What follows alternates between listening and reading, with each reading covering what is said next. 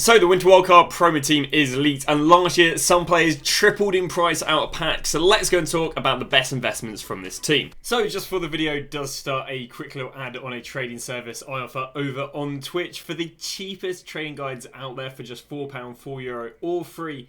With Amazon Prime, you'll receive daily trading and investing guides covering PlayStation, Xbox and PC with an array of methods covering all budgets. And I've been trading for over 10 years, making over 100 million in multiple different FIFAs, and now for the last 4 years I've made 10 million coins in just the first month. So this is the Winter Wildcard team we have, and there are generally like 4 different investment paths you can go down. I'm going to be walking through each one and talking about the best investments. So those investment paths are going to be high meta, it's going to be cheap meta, it's going to be players used for SBCs, and then it's going to be players used for generic SBCs. So over the winter period, we get ourselves loads of new players, and we get ourselves loads of content. And as a result, there are multiple investing paths we can go through. So we're going to start off with the cheap near discard investments, and we'll slowly work our way to the top end meta investments, and we'll go through them one by one. So if we have a little look at the winter wildcard SBCs we got last year, we'll be able to get a bit of an idea on the first investment, which is buying players for the generic SBCs. This is going to apply to the likes of Chekriki, it's going to apply to the likes of Baude, it's going to apply to Eze, Royce, and then maybe Enzo Fernandez. So the SBCs we got last year was a generic SBC, but it gave a token. And the relevance of the tokens is the demand for these SBCs is insane. Because everyone obviously wants the tokens to put into the, the swaps, which again, if you aren't familiar with, basically we get tokens in the SBCs, you exchange those tokens for packs, and therefore everyone does these SBCs. We can see generic SBCs right there. We can see that we got ourselves, obviously these are the tokens, this is what people were claiming it in for. We got token SBCs right there, we got ourselves token SBCs right there, and yeah, you can basically just see that we got ourselves loads and loads of token SBCs. Well, these token SBCs can have awkward requirements. It's basically a mix of both awkward requirements and easy requirements. See if I get one that I think will probably have awkward requirements. This one I'd imagine would have had relatively awkward requirements. It needed a maximum of 5 clubs. It needed a maximum of 5 players from one league. Players, they wanted 3 from one nation. They wanted 23 chemistry and minimum silver. So it wasn't the easiest thing in the world because, of course, again, they're forcing you down one club, and they're forcing, you to basically have to build a team with specific requirements rather than just being like 11 chemistry, 70 rating, where obviously you can throw in anything. You have to throw in relatively specific things. Well, because you have to throw in relatively specific things for these SBCs, and these come every day, if not bi-daily, it means the players who are used for these SBCs do really, really well. Now, this isn't a great example because people are using plebby silvers, and in theory this could be anyone. But some of the SBCs we've seen this year, we can even look at the SBCs that are being released this week, are needing relatively high chemistry and, lots of rares. A good example of this recently was the likes of Paulo Futre's SBC, where he needed you to go and use 7 golds, 9 rares and 31 chemistry. Well, I'd expect the requirements being basically like this for the SBC. So what is the relevance of this to these players? Well, some of these players possess very, very good combinations when it comes to SBCs. So an example on this is the likes of Eze. So if we go look at Eze, Eze is a Premier League cam. More importantly, he's an English Premier League cam.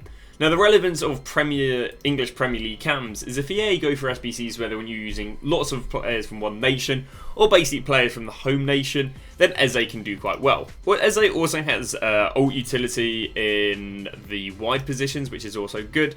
But let me show you how rare English Prem cam is. We've got ourselves 1, 2, 3, 4, 5, 6 players. But when there are cams needed in formations, normally they're needed in sets of 2 and 3. And as a result, these guys do quite well, because if you want to use the rare, the minimum 2.5, which means you need to use 2 to 3 non-rares, which there's very low supply of. So what you can do is you can go and buy the likes of Eze, and then if we get generic SBCs that work in his favour, he can rise nicely. He also has ult utility of left wing, and if I go and show you left wings, they're also a position which has a lack. So of course these are expensive rares, and you can see right here there's a lack of cheap non-rares. So what we can see from this is we can see if they need SBCs which need English left wings, and again it's more players from the same nation, he can do quite well. Well, the investment for this runs alongside Chekriki, also being French from the Ligue 1 and being a camp, it's the exact same sort of thing. Baude is not as amazing, but he has slight utility when they need you using rares. It's just the La Liga has a lot more rare left backs and right backs. That's something like the English has non-rare or has gold cams. So the first investment you guys can go and make, and then again you're basically just waiting till a generic SBC comes out, is buying the likes of Chekriki, Eze, and then if you want like a second tier, so not as good of investment but they can still work, you'd be looking at the likes of Marco Reus, Baude and Isaac. But you'd be more favourable to go and buy the likes of Eze and Chekriki, especially because they're non-rare, and non-rares are rarer than rares, because rares are not rare. Easy. So that is the first investment. The second investment is buying the players that are SBC fodder. So going back to the SBCs that they released last year, not only did we get generic SBCs, but we got plenty of upgrade SBCs.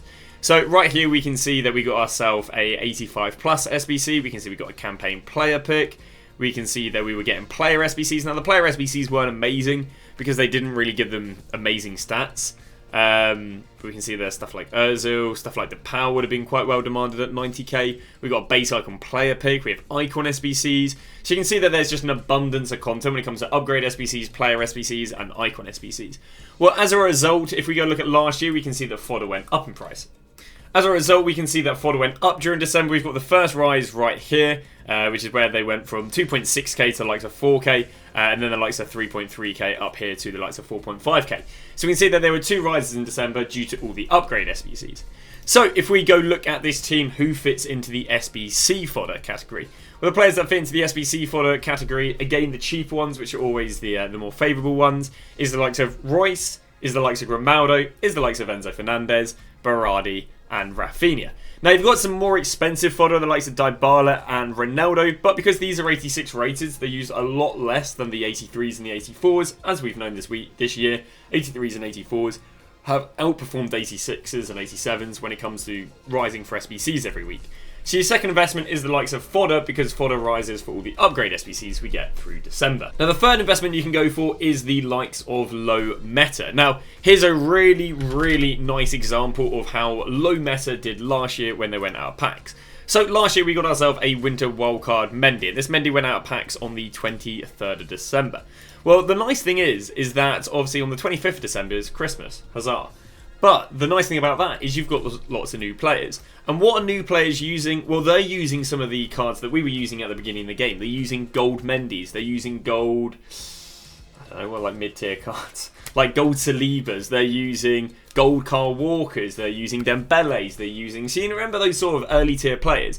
Well, what happens is because they're using these cards, and these cards are out of packs, there's a massive increase in demand with all these new players. But there's no increase in supply because, of course, Mendy's gold card is out of packs when he has a promo card. Which meant when Mendy's gold card went out of packs, he was 8.5k. He rose all the way up to 19k in 1 week. And that's because people were using him in their team. So this guy literally tripled in price because everyone was going and loading up the game, but he wasn't in packs. And this is more importantly for low meta rather than high meta because, of course, all the new players don't have many coins. So if you wanted to go with a low meta investment, the players you can go with, and the best player for this, is going to be the likes of Eder Militao. Eder Militao, in my opinion, easily is the most demanded meta card that is cheap. I'd say second tier to this, we've got Grimaldo with a shadow, Enzo Fernandez with a shadow, Rafinha, I think base could do well, Rafinha with a hunter's not bad, Dybala with a hunter can also work, and then Ronaldo and then Ronaldo with a hunter can work. And they may wonder why on earth them with a shadow and a hunter. Well, when a gold card does well, a gold card with shadow or hunter, so whatever the chem style that would fit the position of the player, they perform a lot better. There's a lot better return on investment. Now, they're more awkward to source, but you can pay like 500-600 coins, even maybe a K more for a player to have hunter than they are without a hunter, because the card will rise that extra few K that is worth, you know, the premium for the hunter and the shadow. It's also a lot easier to snipe cards with a shadow than it is without a shadow if you're willing to pay a K more. So it's, you know, it works out easier to mass buy the players. So that is buying low tier metas. So there's no super expensive metas that went out of packs last year because it's only really De Bruyne and Kante who would have been the expensive ones, and even they were only 30-40k. So there's no complete comparison to likes of Van Dijk and Putella, but nonetheless we can still see how these guys' gold cards did. We've got the likes of De Bruyne, who was about 54k before going out of packs, and he only went up to likes of 59. So it wasn't amazing on him, but at the same time he's not really meta, he's more fodder. Kante's a much better example, where he was 36k before going out of packs, and it rose all the way up there to 42k. So again, not amazing, but it still would have been like 4k per card. The problem is, again, Kante would have been SBC fodder. We can see right here, Kante got down to like 40k, which would have been about the going rate of 89s. So we can't really see too much of the trend. But because a lot of the gold metas did rise, I mean, I could probably go and show you Van Dijk last year, and that Van Dijk after Christmas would have risen, despite being an expensive meta card. It's just the return on investment wouldn't have been as good as the other cards. So we can go and grab Van Dijk right here. We can then go and look on the 25th of December. You can see how Van Dijk went from 70 to the likes of 92. So his gold card, even without being out of packs last year, rose. So this year there's even more so of a reason of it rising. Now of course 66 to 92 isn't a card tripling, which is why Eder Militao and Rafinha and so on are much better investments than Van Dijk. But what it does mean is you could go and buy Van Dijk right now, use him in your team for the next 2 weeks and literally make money and use a top end card. So that's just another route you can go down, and that's for Van Dijk and Putella. It's the cards that are going to go up, but the return on investment on these cards isn't going to be anywhere near as good as the return on investments on the cheap meta, because of course all the new players can go and buy them. In terms of selling the players, you want to go and sell them on Thursday, one day before they go back into packs, as in the gold cards go back in packs. And that's about it really. It's a really, really good trend. I do recommend it. Thanks for watching. I'll see you guys tomorrow with a brand new video.